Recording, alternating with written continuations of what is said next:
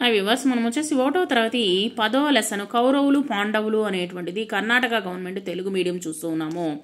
క్రింది ప్రశ్నలకు జవాబులు చెప్పండి. కౌరవులు ఎంతమంది? కౌరవులు 100 మంది మరియు ఒక కూతురు ఉంది.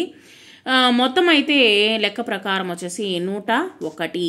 కౌరవులలో పెద్దవాడు ఎవరు? కౌరవుల్లో పెద్దవాడు దుర్యోధనుడు. పాండురాజు ఎవరి తమ్ముడు? పాండురాజు ధృతరాష్ట్రుడి తమ్ముడు.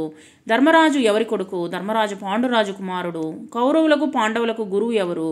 కౌరవులకు పాండవులకు గురువు ద్రోణాచార్యుడు. క్రింది ఖాళీలు నింపడానికి సరైనటువంటి పదాలు చెప్పండి. పాండురాజుకు 5 మంది కొడుకులు. హస్తినాపురానికి రాజు ధృతరాష్ట్రుడు. పాండవులలో పెద్దవాడు ధర్మరాజు. కౌరవులలో పెద్దవాడు దుర్యోధనుడు.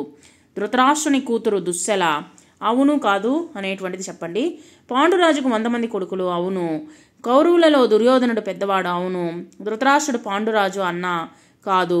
ద్రోణాచార్యుడు గురువు. అవును. కౌరవులలో మధ్యముడు అర్జునుడు. తప్పు. ఇక్కడ వచ్చేసి జతపరచండి, వాక్యాలు అనేటువంటి చెప్పండి. కోతి కాయలు తింటూ ఉంది. కోడి గింజలు తింటుంది. మేక ఆకులు తింటుంది. కొంగ చేపలు తింటుంది. కోతి చేపలు తింటుంది. సో వాటిని రాయండి. కోతి కాయలు తింటుంది, కోడి గింజలు తింటుంది, మేక ఆకులు తింటుంది, కొంగ చేపలు తింటుంది అని రాయండి. క్రింది వాక్యాలు అవును కాదు చెప్పండి. సైకిలు నేల మీద పోతుంది. అవును. విమానం గాలిలో ఎగురుతుంది. అవును.